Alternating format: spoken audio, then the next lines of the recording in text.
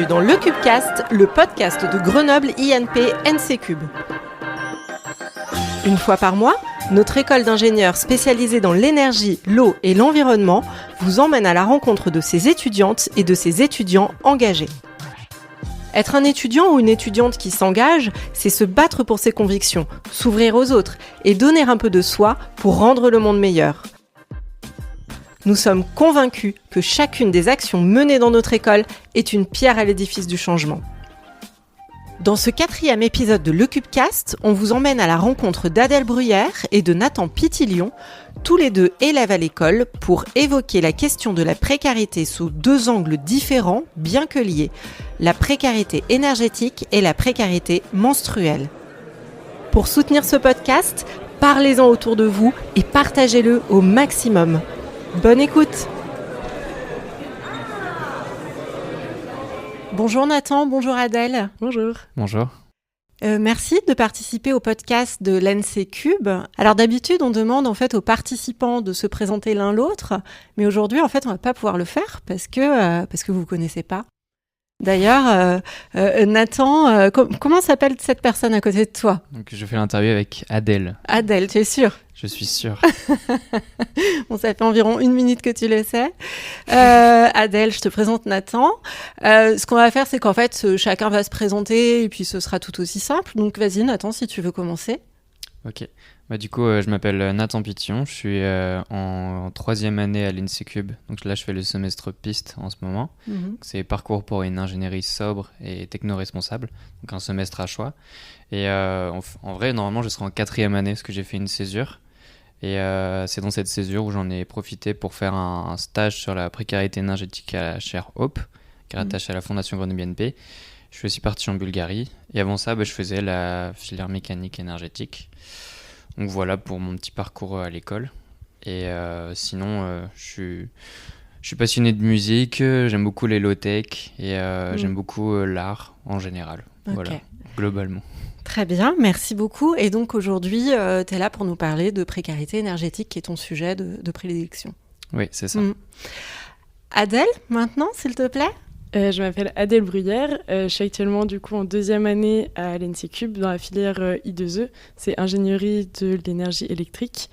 Je suis également au BDE, mes responsabilités c'est principalement le pôle communication, mais je m'occupe aussi de distribuer et de ravitailler les protections hygiéniques au sein de l'école dans les toilettes. Donc à part ça, je fais du volley et j'aime beaucoup la musique. J'ai appris la guitare et l'alto-violon. Très bien. Comme on le disait, aujourd'hui, on va aborder le sujet de la précarité. On va se focaliser notamment sur 2 types de précarité, la précarité énergétique et la précarité menstruelle. Nathan, est-ce que tu peux déjà nous définir le terme de précarité énergétique, s'il te plaît ? Oui, alors en fait, dans la première définition qu'on peut citer, c'est celle de la loi française de 2010, qui dit qu'en fait, toute personne qui a des problèmes pour satisfaire à ses besoins élémentaires en énergie, soit pour des raisons financières ou de conditions de logement, est en situation de précarité énergétique. Et l'indicateur utilisé, c'est de dire que les personnes, s'ils mettent plus de 8% de leurs revenus à l'année dans leur facture d'énergie, on peut considérer qu'ils sont en précarité énergétique. Mais ça, on va regarder ça dans les 30% des gens les plus pauvres en France. Et après, plus concrètement, c'est par exemple avoir froid dans son logement, chaud, avoir un logement qui est très humide, avoir des difficultés à payer ses factures à la fin de mois. Est-ce que, à ta connaissance, c'est une problématique qui est rencontrée par les étudiants ? Alors, à mes connaissances, oui. C'est pour ça qu'on a voulu faire un événement journée contre la précarité énergétique qui était spécialement dédié aux étudiants. Et en fait, ce qui nous a mis la puce à l'oreille, c'est qu'il y a une étude du baromètre de l'énergie qui dit que les étudiants, les jeunes en fait, plus généralement, auraient plus de points. Ce qu'on appelle points, c'est dans les statistiques, en fait, ils ont été signalés comme plus touchés par le froid par rapport à la moyenne nationale. Aussi, ils ont eu des coupures d'énergie un peu plus facilement. Et donc, en fait, il y a cette alerte-là au niveau des statistiques sur les jeunes. Et en plus, si on va questionner des étudiants, donc il y a des témoignages là-dessus, on se rend compte qu'il y en a beaucoup qui sont touchés et aussi qui ne vont pas du tout aller demander les aides.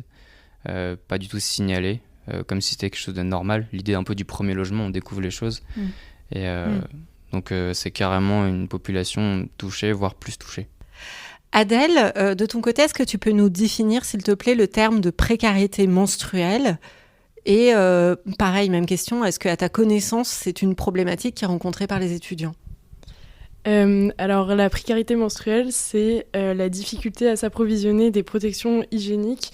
Donc, c'est un sujet qui touche principalement les femmes menstruées, donc principalement les étudiantes qui sont en situation de précarité et aussi les sans domicile fixe. Donc, c'est une problématique qui est quand même assez présente puisqu'on le rencontre tous les mois et ça représente une grosse partie du budget.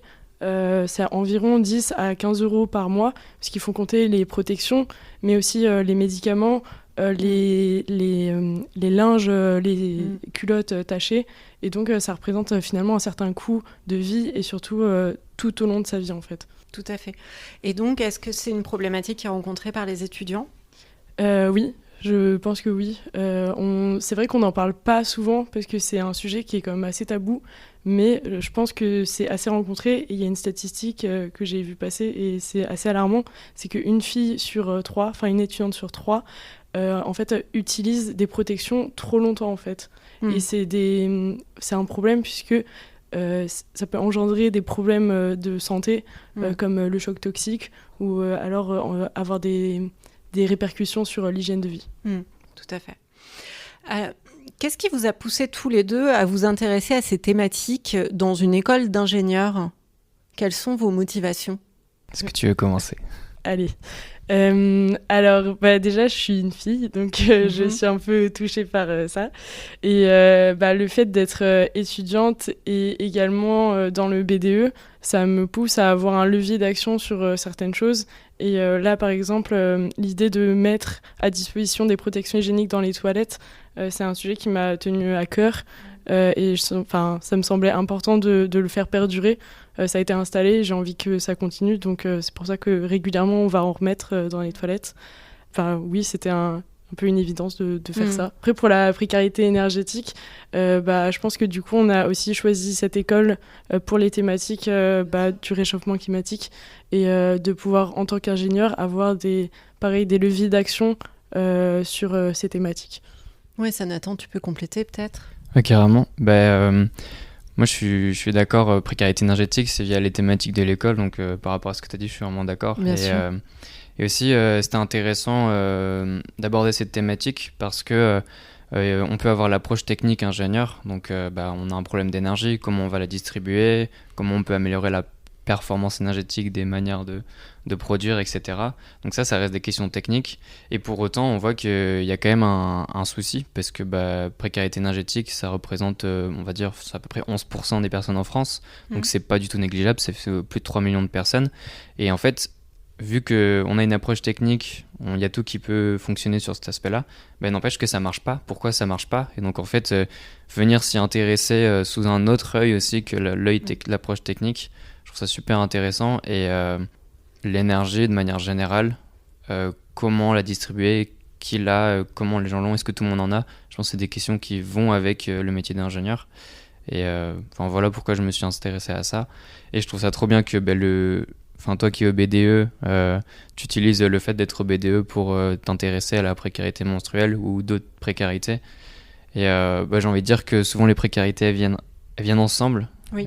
Et du coup, ça fait un problème multiple.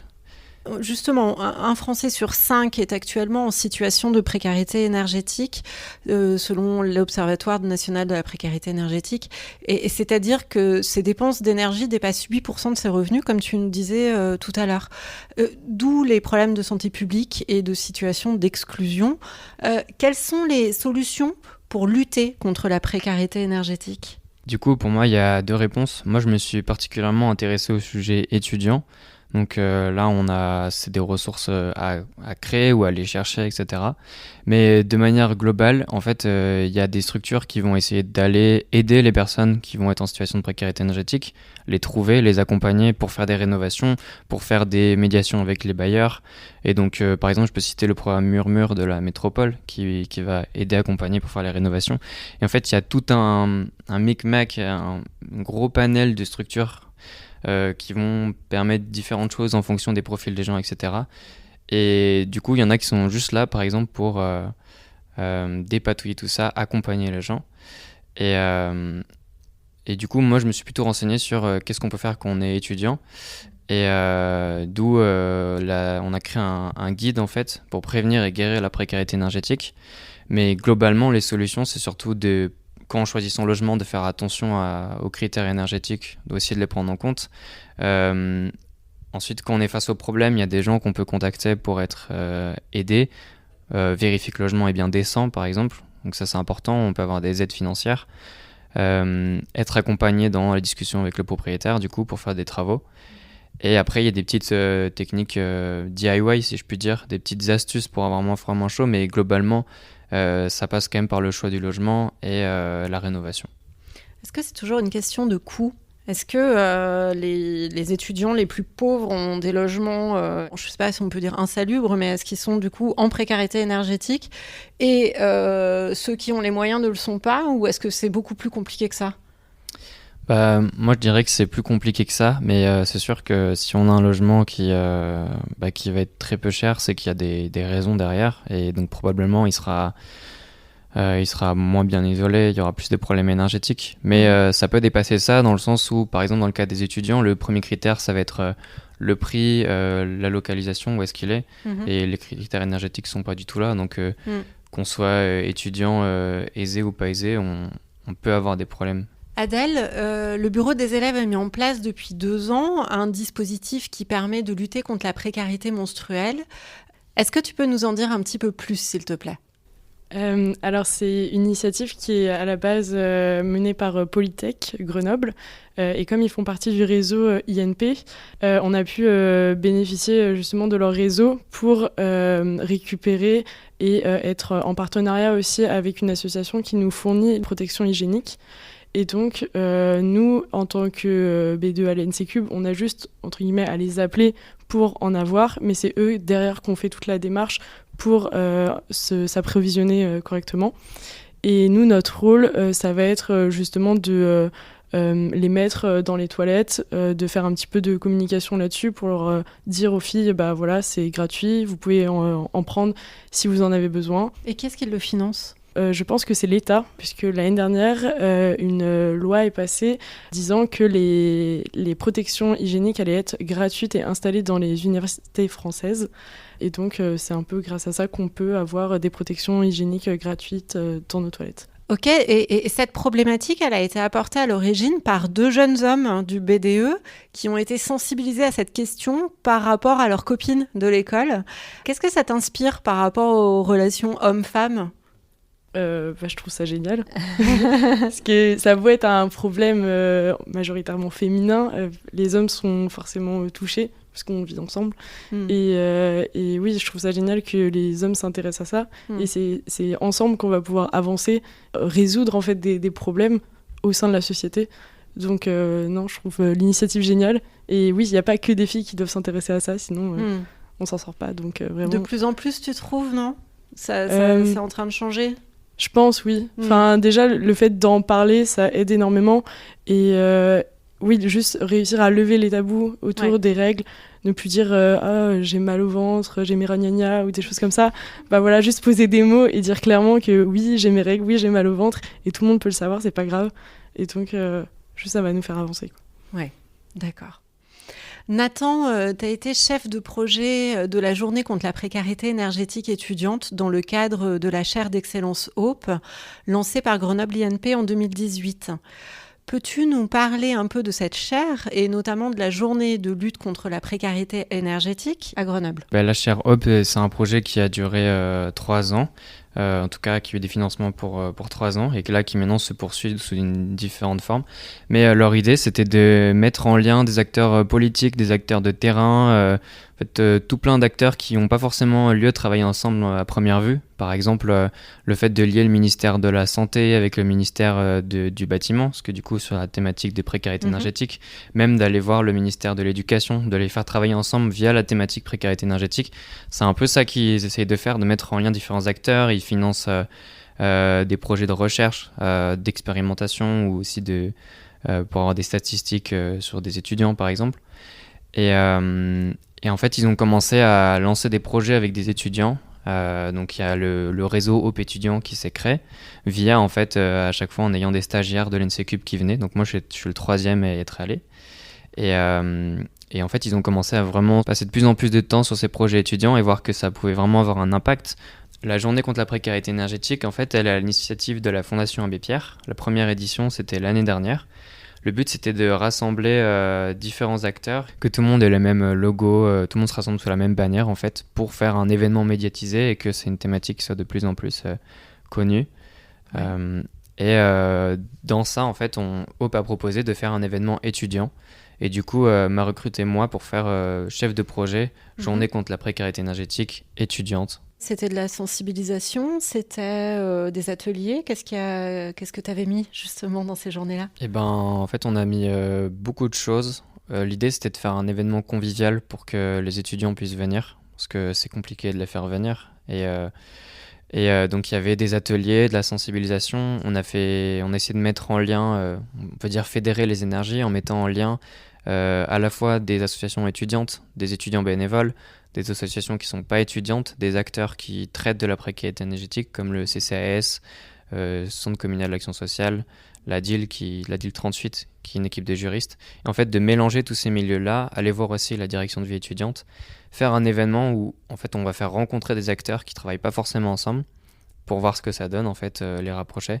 Et aussi faire un événement convivial pour les étudiants. Donc c'est pour ça que dedans, il y avait par exemple un concert le vendredi soir. Et j'ai vu également que tu avais travaillé sur le guide de l'étudiant de l'énergie. Où est-ce qu'on trouve ce guide et quel est son but ? Qu'est-ce qu'il contient ? Ce guide, on l'a nommé guide de l'étudiant pour prévenir et guérir la précarité énergétique. Donc ça, c'est ce qu'on peut taper en allant sur le wiki de Hope étudiant. Donc là-dessus, il y aura tous les liens disponibles. Il y a aussi pour les étudiants de l'NCCUB, il y a un mail qui a été envoyé parce qu'il y avait une table ronde récemment et il y avait le lien de ce guide. Et concrètement, c'est un petit flyer qui va regrouper toutes les infos importantes.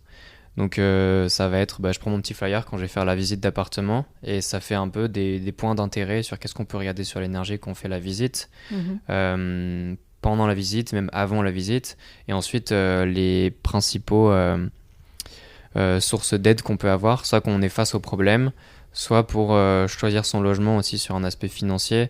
C'est quoi nos leviers d'action qu'on est étudiant, donc on essaie de résumer tout ça là-dedans. Et après il y a un guide qui a un texte un peu plus long, mais globalement si on se pose des questions sur notre situation énergétique, c'est bien d'aller voir ce guide. Il apporte des réponses. Si on est face à un problème aussi, c'est bien d'aller le voir. Le but c'était vraiment d'aider les étudiants parce que je me voyais pas trop faire un stage sur précarité énergétique étudiante et pas être capable, si on me pose la question, je fais quoi, je suis en situation de précarité énergétique. Je trouvais ça bien d'avoir des éléments de réponse et là-dedans, il y en a. Du coup, j'en profite pour dire que le travail sur le guide, il a pas été fait par une seule personne. On est plusieurs étudiants à avoir travaillé dessus, certains qui connaissaient plutôt le domaine précarité énergétique, d'autres le domaine précarité alimentaire ou les instances étudiantes en général. L'idée c'était d'amener différents regards sur ce guide-là, de gens qui ont des connaissances différentes des précarités étudiantes. Et il y a aussi des acteurs qui sont dans le milieu de la précarité énergétique qui ont été mêlés à ça pour, par exemple la CAF, on parle des aides de la CAF, et on demande à la CAF si ce qu'on met c'est pas n'importe quoi. Qu'on a essayé d'avoir cette démarche de mettre le plus de personnes possible dans le processus.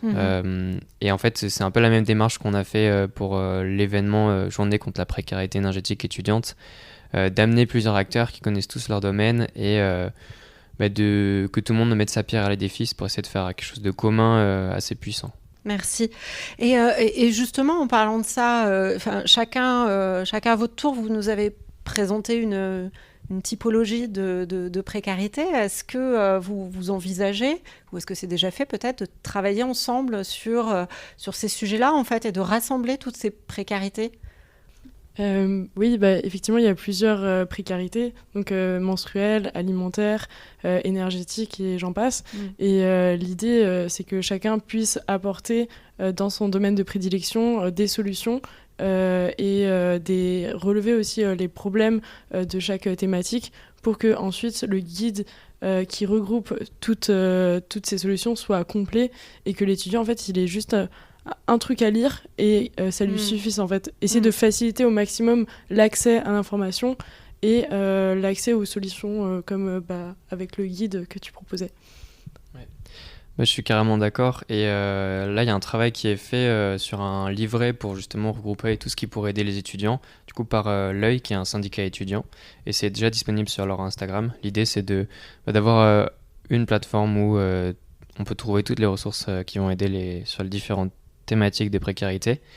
Et moi, je trouve ça intéressant d'avoir ce document-là et très intéressant d'aller travailler avec différentes personnes, structures qui ont des spécialités différentes, des contacts avec les gens différents. Et après, je trouve ça bien aussi que en fait, c'est les gens qui vont pouvoir aider les personnes en difficulté, qui ont les informations et qui vont pouvoir aussi distribuer les informations utiles au bon moment, quoi. Donc d'avoir décentralisé tout, c'est bien, mais ça va servir directement à ceux qui souffrent de précarité, mais aussi, je pense, à ceux qui vont aider les gens en précarité, en fait. Absolument. Merci pour cet entretien. Je vais conclure avec la question signature de l'école. Quelle est la valeur de l'école dans laquelle tu te reconnais le plus et pourquoi ? Moi, ce que j'aime beaucoup dans cette école, c'est l'ouverture des enseignants, de la directrice, directeur des études. Toutes les personnes qui travaillent ici sont très ouvertes pour les idées des étudiants, laisser, en tout cas dans mon cas, ils ont laissé mon énergie, j'ai pu la mettre où je voulais en fait, la mettre à fond dans mes projets et ils ont été carrément ouverts à ça. Donc que ce soit pour intégrer cette école, mes choix de stage, mes choix de tout ce que je vais faire pendant ma césure, même de mon PFE là maintenant, ils sont très ouverts sur le fait que j'aille dans une association, peut-être faire un service civique, des choses comme ça. Et vraiment je viens avec beaucoup de motivation et d'idées, des choses qui sont pas forcément très classiques et ils sont toujours ouverts à mes propositions. Et ça pour ça, je me sens accompagné pour faire ce que j'ai envie et ça fait vraiment plaisir. Voilà. Je suis d'accord, mais du coup ça va un peu dans le même sens, ce serait l'entraide. Déjà entre étudiants, on a quand même une assez bonne cohésion autour aussi des projets que propose l'école. On se sent accompagné et aidé dans tout ce qu'on veut réaliser.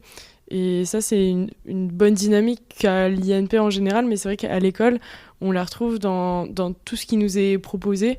Et ça fait vraiment plaisir de se dire que en fait, on peut vraiment s'épanouir dans tout ce qu'on veut faire. Et même si on a un projet personnel, le corps enseignant va nous aider à le réaliser. Et ça, je trouve ça vraiment très cool. Parfait. Écoutez, merci beaucoup Adèle et Nathan de nous avoir accompagnés sur cet épisode de podcast. Et je vous dis à bientôt. Ouais. Salut. Et merci, à bientôt. Merci d'avoir écouté le Cubecast et rendez-vous le mois prochain avec de nouveaux projets engagés pour le développement durable, la parité, le handicap, la précarité énergétique et plein d'autres sujets qui nous concernent tous. Pour rester informé, abonnez-vous, mettez des commentaires et des étoiles sur votre plateforme d'écoute et surtout, n'oubliez pas, donnez un high five à tous les participants qui prêtent leur voix à ce podcast. À bientôt!